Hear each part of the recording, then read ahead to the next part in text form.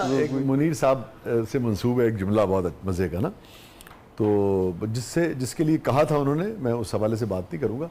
वो साहब जो थे वो बहन विग लगाते थे और बड़े नामवर अदाकार थे। तो मुनीर न्याई साहब ने उनसे कहा, उनका नाम लेके, कहने लगे यार तेरी विग दे वाल भी चिट्टे हो गए ने, तू बूढ़ा नहीं होना।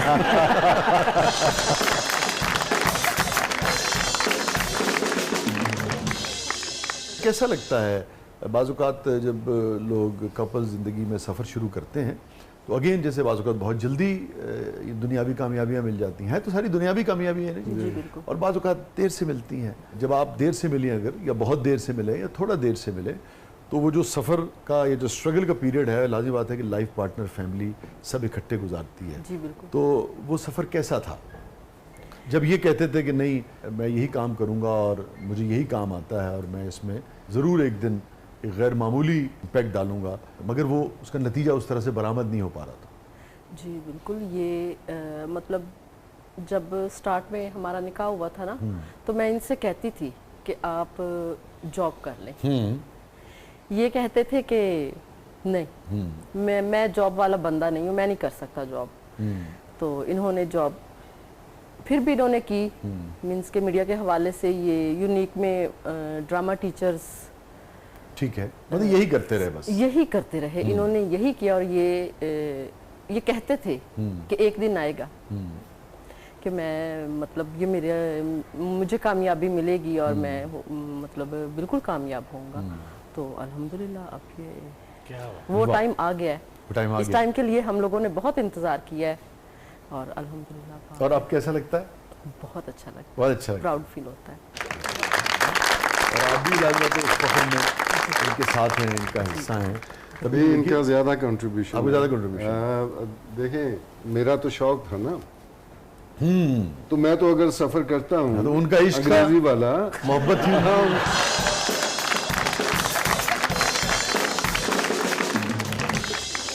ऑब्वियसली कोई ना कोई वजह होती है कि बंदे के पीछे क्यों मतलब तकलीफ़ें भी बर्दाश्त की जाएं, भूख भी बर्दाश्त की जाए, सफरिंग हर हवाले से। जब आप भूख कह रहे हैं तो मुहावरतन कह रहे हैं? नहीं, अच्छा, मैं इन रियल सेंस कह रहा हूँ। और सिर्फ इसने नहीं, मेरे पेरेंट्स ने, मेरे बच्चों ने, और she is my third one. अच्छा, ठीक है।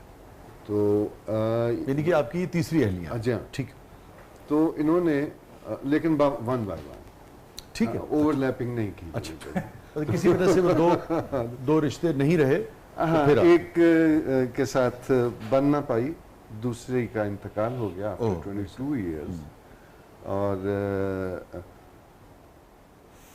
हम सब ने, बल्कि इन सब ने मेरे साथ क्यों खड़े रहे, इन्होंने कहा कोई बात नहीं, हो जाएगा। ये बहुत अच्छी बात होती है कि रफ्तागां को भी, गए हुओं को भी, जो ज़िंदगी के सफ़र में साथ किसी वजह से न भी रहे, किसी मोड़ पे अलग भी हो गए हों, जी जी, तब भी उनका एहतराम करना और याद रखना बहुत अच्छी बात है। सीखना चाहिए।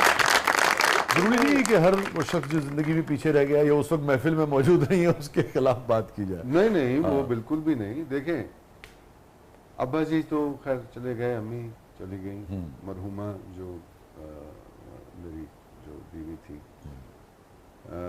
वो चली गई, लेकिन उन सब ने मेरा सिर्फ वो टाइम देखा जिसमें वो मेरे साथ वो सफरिंग में थे, स्ट्रगल में, स्ट्रगल में मैं था और वो मुझसे ज़्यादा स्ट्रगल, क्योंकि मेरा तो शौक था ना, उनकी मजबूरी थी, उनकी मजबूरी मैं था कि क्योंकि ये ही ऐसे मैं इनकम टैक्स डिपार्टमेंट में था और मैं बड़े अच्छे पैसे कमा सकता था, मैं सबको बड़ी खुशहाली में रख सकता था, तो मैंने नहीं रखा।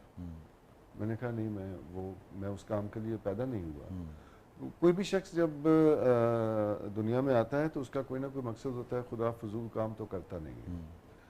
तो उसने अगर अपने सेल्फ एक्सप्लोरेशन जो है वो हमें शायद सिखाई नहीं जाती, हमारी तरबियत में वो चीज़ शामिल नहीं होती ना, हम अपने अंदर ना, हमारे असल में तो हमारे एक दोस्त थे, वो कहा करते थे कि जब कोई पेंटर बच्चा आपके घर में पैदा होता है तो वो जब उसके हाथ में जब भी कोई चीज़ आती है तो वो दीवार पे स्ट्रोक लगाता है, तो सारा ख़ानदान उसके पीछे पड़ देता है, डिस्टेंपर करवाया था, ये हो गया, वो हो गया। तो एक्चुअली उसके अंदर वो जो पेंटर है वो कहीं दब जाता है, वो खौफ ज़दा हो जाता है और वो फिर दोबारा शायद निकले ना निकले। सो हमें अपने अंदर से ही जो फील हो वो करना चाहिए। बर्नार्ड शॉ ने कहा था, जहाँ किसी का शौक और पेशा एक हो जाए उससे ज़्यादा खुशबख्ती खुशनसीबी होती। यस, क्योंकि कोई जिस शख्स का नहीं है, जिसने उसको एक्सपीरियंस नहीं किया, वो तस्वुर भी नहीं कर सकता है। जी यानी कि आप 30-30, 40-40 घंटे काम कर सकते हैं और सिवाय इसके कि बॉडी थक के गिर जाए, आप नहीं थके होते। नहीं थकते, नहीं थकते। वो मैं एलजीएस में पढ़ाता था, तो ये आप बताइए, ड्रामा पढ़ाते थे आप? जी मैं पंजाबी पढ़ा, पंजाबी पढ़ाते थे, वाह वाह वाह। तो मैं दरमियान में जो मजदूरियां करनी पड़ती थी, लेकिन मैंने मजदूरियां वही की हैं जो इसी से जो रिलेटेड रही, उस काम से लिखना पढ़ना, ह्यूमन जो एक्सप्रेशन है जहाँ। हाँ, तो वो बच्चियां मुझसे कहती थी, सर आप छुट्टी नहीं करते। तो मैंने कहा, बेटा किसी दिन इनकम टैक्स ऑफिस में जाके पूछो मैं कितनी छुट्टियां दिन नहीं लगता था। हाँ, तो यहाँ क्योंकि मेरा अपना काम है, मेरी दिलचस्पी का काम है, तो इसमें तो मैं एक दिन में छुट्टी वाले दिन चला गया, मुझे याद ही नहीं रहा कि छुट्टी है आज।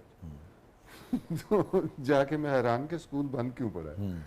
तो वो मुझे गार्ड ने बताया कि सर आज छुट्टी है। कोई दिल लगता था आपको पढ़ाने में, तो इतना मेरा वो। हम बहुत सारी बातें आपसे करनी है, जो सेल्फ एक्सप्लोरेशन की आपने बात की, पर्सनल ग्रोथ की बात की, लिटरेचर की, और इतने सारे रूप हैं। सच्ची बात है कि आदमी हैरान हो जाता है कि जिस तरह से मैं देख रहा था कि आप कैरेक्टर को कैरी करते हैं, जो गेटअप्स हैं उसके ऊपर जितनी मेहनत करते हैं, क्योंकि हम अब जानते हैं, हमारा तो यही काम है हम सबका, कि वो अब तो गेटअप से मेरे ख्याल में डायरेक्टर्स और प्रोडक्शन वाले भी उकताते हैं। आर्टिस्ट कहता भी है तो यहाँ कहते हैं, रहने दे यार, तो घंटा लाएंगा इतनी देर, जैसे 2 सीन फड़का देंगे। तो उस पर हमें बात करनी है, मगर मैं ख़ास तौर पे बात करना चाहूँगा जो आपका आखिरी जो बड़ा हिट रहा वो था तन मन नीलो नील। तो उसमें आपके काम की बड़ी तारीफ़ हुई। एक तो ये है कि मुआशरा बहुत सारी चीज़ों से गुज़र रहा है, बहुत सारी चीज़ों को फेस कर रहा है, मगर ज़ाती तौर पे आपकी ऑब्जर्वेशन जो है इस किस्म का कैरेक्टर करते हुए वो सिर्फ स्क्रिप्ट तक होती है, या ये है कि इर्द गिर्द से आप चीज़ों को उठाते हैं, कैसे कंसीव करते हैं और फिर अच्छा, परफॉर्मेंस को कैसे मुख्तलिफ करते हैं? ये आप बड़ा अच्छा दिलचस्प सवाल है। मैं ये सोचता हूँ कि मैं वो किरदार हूँ,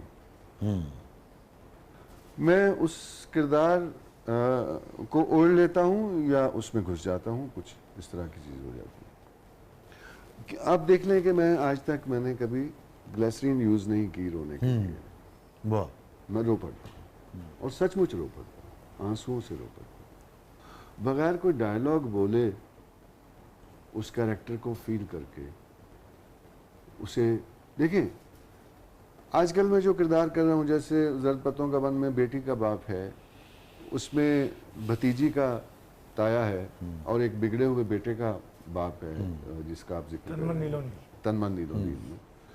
तो बेटी का बाप तो मैं हूँ, और अगर मेरी बेटी के साथ वो सब कुछ हो रहा हो तो मेरी क्या फीलिंग हो सकती है। तो मैं एक वक्ती तौर पे, मतलब मैं अपने आप को मैं स्क्रिप्ट पढ़ते पढ़ते इमोशनल हो जाता हूँ, और मैं स्क्रिप्ट में खाली अपना किरदार नहीं पढ़ता। वाह। मैं पूरा स्क्रिप्ट पढ़ने की कोशिश करता हूँ ताकि उसमें मुझे अपनी प्लेसिंग का पता चले कि मैं कहाँ हूँ, और दूसरे किरदार मेरे बारे में क्या सोचते हैं, मेरे बारे में अगर कहीं और किसी सीन में बात हो रही है जिसमें मैं नहीं हूँ, तो वो किस तरह से। बड़ी अहम बात की मुझे, हाँ, तो इसलिए कि कोई भी शख्स आपके बारे में क्या सोचता है जी, जब आप उससे मिलते हैं जी, तो वो आपके चेहरे, आपकी बॉडी लैंग्वेज में कहीं ना कहीं नजर आता है। जी, जी, फर्स्ट के लिए किसी ने बुराई की है और आप उससे मिले हैं, जी, अगर आप उस बुराई को भूलना भी चाह रहे होंगे तो भी वो कहीं ना कहीं आपके वो अंदर है, तो होनी चाहिए ना वो कि है। मैंने इसको माफ करके मैं मिल रहा हूँ। बिल्कुल। तो वो सारी चीजें जो है, फिर हमें तो ये देखना होता है ना कि हमने पोर्ट्रे करना है वो कैरेक्टर जो लोग सोचते हैं। जो लोग सोचते हैं। तो इतनी बारीकी से जो लोग काम करते हैं, इतनी मेहनत से काम करते हैं, अपना भी पढ़ते हैं, दूसरों का भी पढ़ते हैं, आजकल जो प्रोड्यूसर्स हैं, ड्रामा इंडस्ट्री, उनके बारे में क्या सोचती है?